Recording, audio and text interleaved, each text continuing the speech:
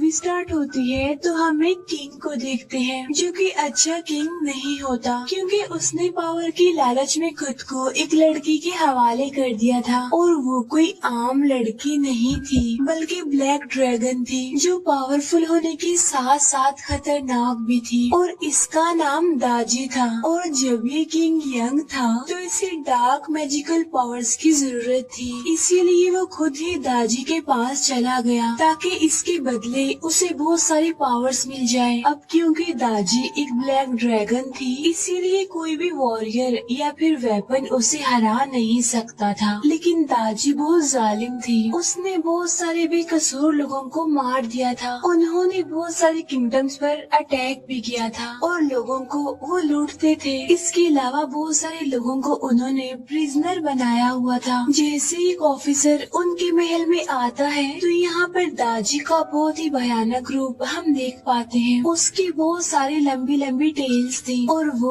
उस ऑफिसर को मारकर खा लेती है। इसी दौरान हम सिटी में से कुछ वॉरियर्स को आता हुआ देखते हैं और ये वॉरियर्स दाजी और किंग से लड़ने आ रहे थे, क्योंकि उनके कुछ इनविजिबल ट्राइब के लोग दाजी की कैद में थे। वो प्लान बनाते हैं कि कैसे दाजी और किंग को हराना है। उनकी हेल्प करने के लिए आ रहे थे उनके लीडर जो कि उनके मास्टर थे। इसके बाद ये सारे वॉरियर्स महल के पीछे जो एक काफी बड़ी टनल थी उसे पार करके किंग के महल में घुस जाते हैं। महल के अंदर एक फेस्टिवल मनाया जा रहा था, क्योंकि इनविजिबल कबीले के जो लीडर थे यानी प्रीस्ट, उनको मारने की तैयारी की जा रही थी। दूसरी तरफ ग्रेट वॉरियर जैकी, उनके मास्टर और सभी वॉरियर्स उन इनविजिबल लोगों को छुड़ाने जाते हैं। ये लोग वहाँ पर पहुँच जाते हैं जहाँ पर इनविजिबल बच्चों और लोगों को कैद किया हुआ था। लेकिन ये लोग उन सलाखों को तोड़ नहीं पाते, क्योंकि इन सलाखों पर ब्लैक मैजिक किया गया था। यहाँ पर हम ये जान पाते हैं कि ग्रेट वॉरियर जैकी मैजिक भी कर सकता है और वो अपना मैजिक यूज करके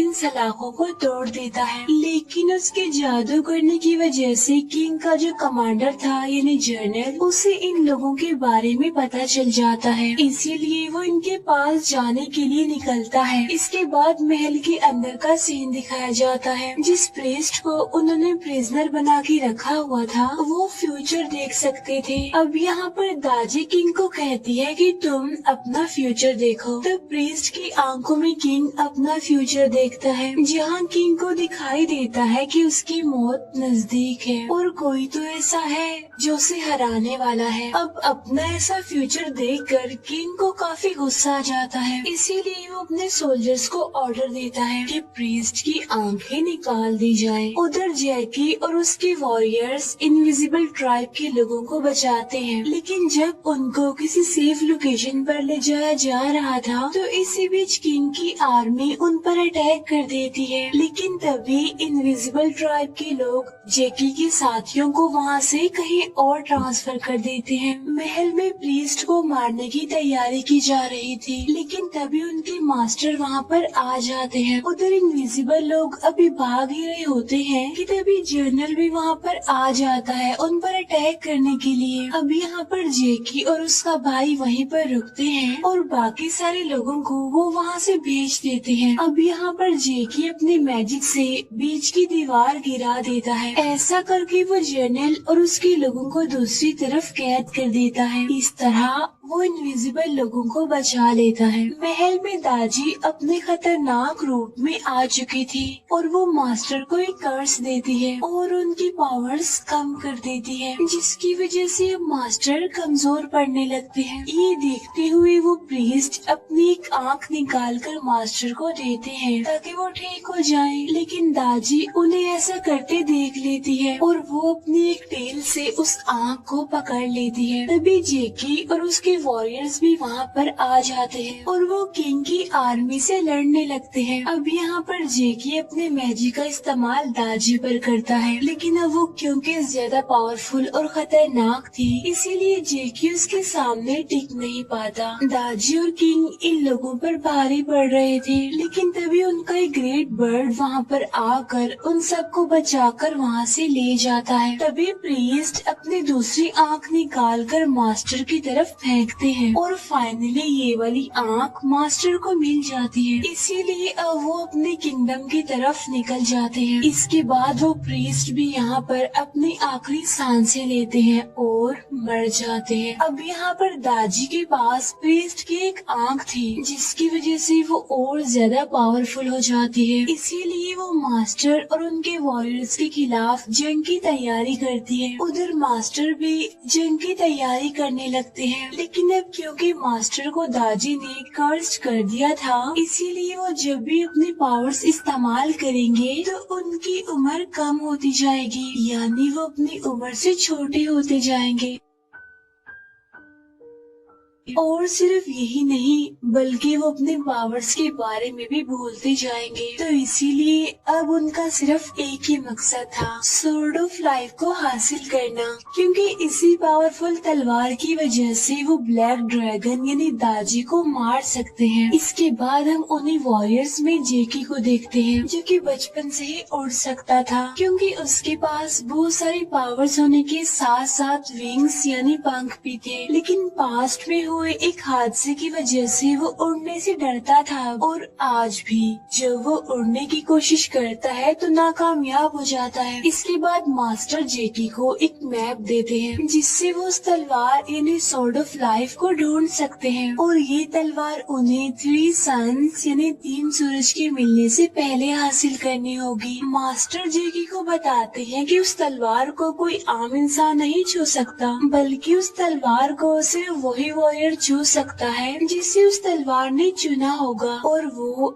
जो भी वॉरियर होगा तलवार हासिल करने के बाद वो गोल्डन ड्रैगन बन जाएगा, और वो गोल्डन ड्रैगन ही उस तलवार का असली हकदार है, और वही ब्लैक ड्रैगन यानी दाजी को मार सकता है। लेकिन अब क्योंकि जेकी एक ग्रेट वॉरियर था, इसीलिए वो खुद उस तलवार को ढूंढने का डिसाइड करता है। तो इस बात के लिए मास्टर मान जाते हैं और उसे कहती है कि हाँ ठीक है तुम जा सकते हो, लेकिन तुम्हें अपने साथ बहुत सारी पावर्स लेकर जानी पड़ेंगी। और उनके गार्डन का जो पानी था जिसका नाम स्प्रिंग ऑफ लाइफ था, उसमें से मास्टर एक एग बाहर निकालता है और उस एग में से नेजा नाम का एक क्यूट सा बच्चा बाहर आता है, और ये बच्चा ही जेकी के सफर का साथी होगा। इसके अलावा मास्टर जेकी को उसके सफर के लिए 3 मिस्टीरियस गिफ्ट देते हैं, और ये तीनों गिफ्ट्स उसके सफर में उसकी हेल्प करेंगे। इसके बाद जेकी उस तलवार की तलाश में निकल जाता है। अब जेकी को चलते चलते काफी टाइम गुजर जाता है, लेकिन उसे अभी तक तलवार का कोई क्लू नहीं मिलता। फिर मास्टर के दिए 3 तोहफों में से एक बाहर निकलता है जो असल में एक आँख का छोटा सा पौधा था, और वो जेकी को लीड करता है कि उसे किस तरफ जाना है। जैसे उस डेजर्ट में ये लोग आगे बढ़ते हैं तो इनके पीछे काफी बड़ा सेंटीपीड मॉन्स्टर लग जाता है, और वो इन तीनों यानी जेकी, नेजा और पौधे पर अटैक कर देता है। और अब वो सेंटीपीड नेजा और पौधे को मारने ही लगता है कि तभी जेकी उस सेंटीपीड मॉन्स्टर को मार डालता है। इसी दौरान नेजा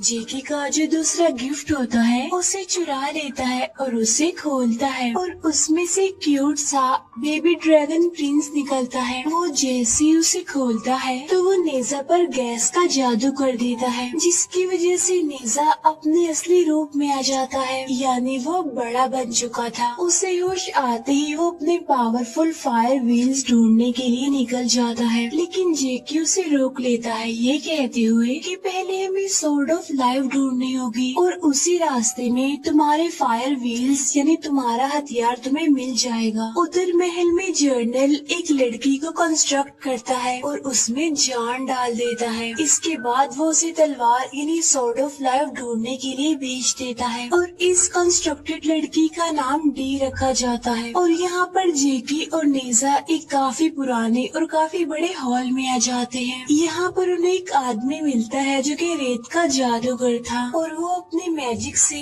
रेत को कंट्रोल कर पा रहा था। फिर वो अपने मैजिक का यूज करके रेत में से एक गोल्डन वेपन बाहर निकालता है। अब क्योंकि नेजा को वो गोल्डन वेपन चाहिए था, था, इसीलिए उस रेत के जादूगर पर अटैक कर देता है। ऐसे यहाँ पर इन दोनों की लड़ाई होने लगती है। अब नेजा को बचाने के लिए इस लड़ाई में जेकी भी आ जाता है और तब ये तीनों लड़ते लड़ते एक अलग ही दुनिया में आ जाते हैं। फाइट के दौरान वो रेत का जादूगर अपने असली रूप में आ जाता है और असल में वो कोई और नहीं बल्कि एक वॉरियर था और वो दाजी के कर्ज की वजह से यहाँ पर कैद था। अब क्योंकि जेकी ने उसे वहाँ से आजाद किया था, इसीलिए जेकी उसे मास्टर के दिए हुए गिफ्ट्स में से तीसरा यानी लास्ट वाला गिफ्ट उस वॉरियर को दे देता है और वो गिफ्ट एक डॉग था। अब वॉरियर और उसका वो डॉग वहाँ से निकल जाते हैं अपने हथियार के लिए। इसके बाद जेकी और नेजा भी अपने सफर पर निकल पड़ते हैं। जैसे ही रात होती है वो एक गांव में चले जाते हैं। गांव पहुँचते ही नेजा और जेकी एक दूसरे से अलग अलग हो जाते हैं ताकि जल्द से जल्द तीन सूरज के एक साथ मिलने से पहले तलवार को ढूंढ लिया जाए। उस गांव में वो उसी लड़की डी से मिलते हैं और ये वही लड़की थी जिसे जनरल ने कंस्ट्रक्ट किया था ताकि वो तलवार को ढूंढ सके। और जैसे ही जेकी उसे देखता है वो उसे अच्छी लगने लग जाती है। अब ये लोग एक जादूगरनी को ढूंढने जाते हैं जिसके पास एक मैजिकल बोट थी यानी जादुई बोट, ऐसी बोट जो किसी को भी अपनी मंजिल पर पहुंचा सकती है। अब जैसे ये लोग उसकी बोट चुरा रहे होते हैं वो जादूगरनी जाग जाती है और इन पर वो अटैक करने लगती है। लेकिन जेकी, नेजा और वो लड़की डी वहाँ से भाग जाते हैं। वो उसकी बोट भी चुराने में कामयाब हो जाते हैं और वहाँ से निकल जाते हैं। अब ये बोट उन्हें उनकी मंजिल तक पहुँचाने वाली थी। बोट में वो लड़की डी तलवार की बातें करने लगती है। तब ये सुनकर नेजा को काफी गुस्सा आता है और वो काफी हैरान भी रह जाता है, इसीलिए वो उसे मारने जाता है। लेकिन तभी वो ड्रैगन प्रिंस जादुई गैस नेजा पर छिड़कता है जिसकी वजह से नेजा बेहोश हो जाता है और वो दोबारा से बच्चा बन जाता है। जेकी और वो लड़की डी अपने सफर को एंजॉय कर रहे थे, लेकिन जब जर्नल को इस बात का पता चलता है तो वो डी की मेमोरी ले लेता है जिससे डी तलवार के बारे में भूल जाती है क्योंकि जर्नल को सिर्फ तलवार की लोकेशन चाहिए थी जो कि उन्हें मिल गई थी। तभी जेकी को पता चलता है कि ये बोट समंदर के बिल्कुल बीचों बीच से जा रही है, इसीलिए वो सिचुएशन के बारे में प्लांट से पूछता है जिस पर वो पौधा कहता है कि बेबी ड्रैगन प्रिंस ही इस बोट को कंट्रोल कर पा रहा है क्योंकि वो अपने घर जाना चाहता है। अब ड्रैगन प्रिंस अपने फादर को बुलाने के लिए गाना गाने लगता है, इसीलिए ड्रैगन प्रिंस के फादर ड्रैगन किंग भी अपने बेटे की आवाज सुन लेते हैं। इसीलिए वो एक जायंट ऑक्टोपस को अपने बेटे और नेजा को वापस लाने के लिए भेजता है। फिर वो ऑक्टोपस उन दोनों को सी पैलेस में ले आता है। तब ये देखकर जेकी भी उनके पीछे पीछे चला जाता है। यहाँ सी पैलेस में आकर पता चलता है कि नेजा के जो फायर व्हील्स थे वो इसी समंदर के राजा यानी ड्रैगन किंग ने अपने पास रखे हुए थे और इसीलिए तो नेजा ने ड्रैगन प्रिंस को अपने पास रखा हुआ था। अब यहाँ पर नेजा ड्रैगन किंग से अपने फायर व्हील्स मांगता है, लेकिन किंग उसे फायर व्हील्स लौटाने से मना कर देता है, बल्कि वो अपने गार्ड से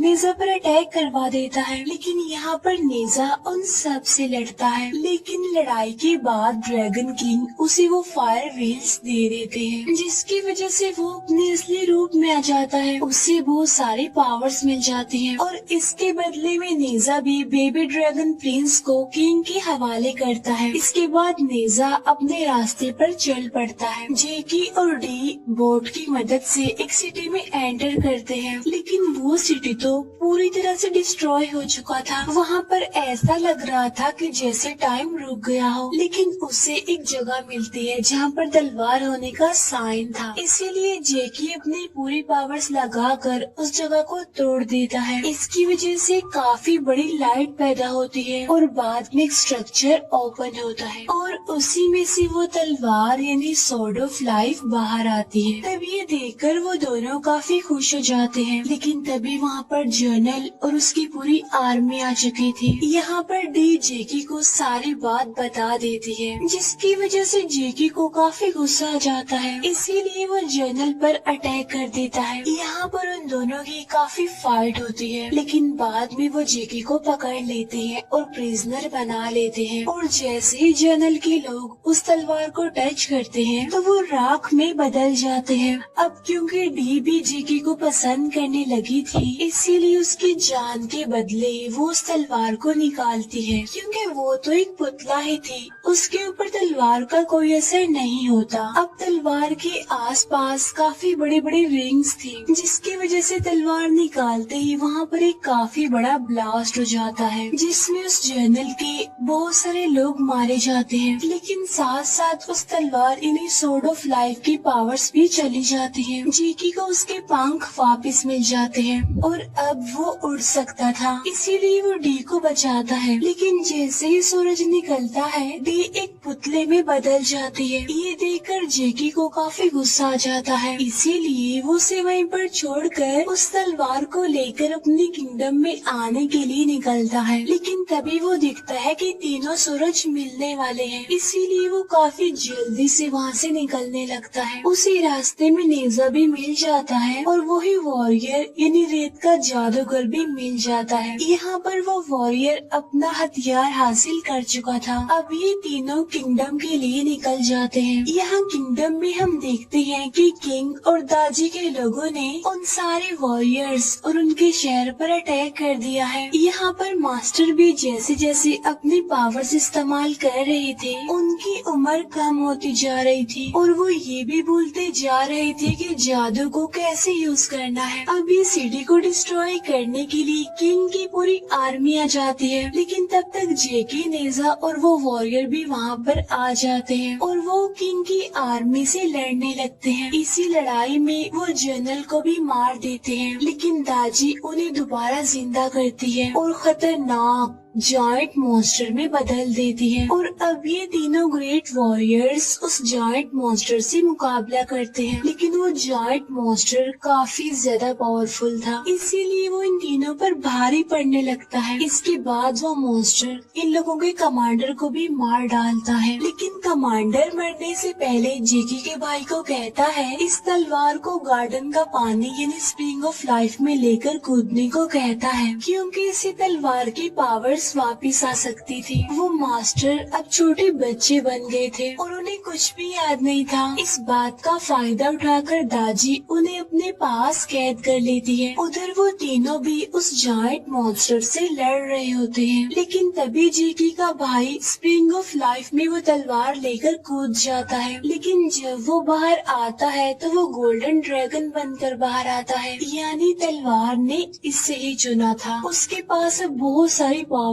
थी और अपनी पावर्स को यूज करते हुए उस जायंट मॉन्स्टर का खात्मा कर देता है। अब वो इतना ज्यादा पावरफुल बन चुका था कि वो अपने पूरे शहर को उठा लेता है और किंग और दाजी पर अटैक करने के लिए निकल जाता है। उधर किंग और दाजी के पास मास्टर भी थे, जो कि अब छोटे से बच्चे बन गए थे। साथ साथ किंग भी ब्लैक ड्रैगन बन चुका था और वो इंतजार कर रहा था कि कब वो वॉरियर्स उन पर अटैक करेंगे। इसी के साथ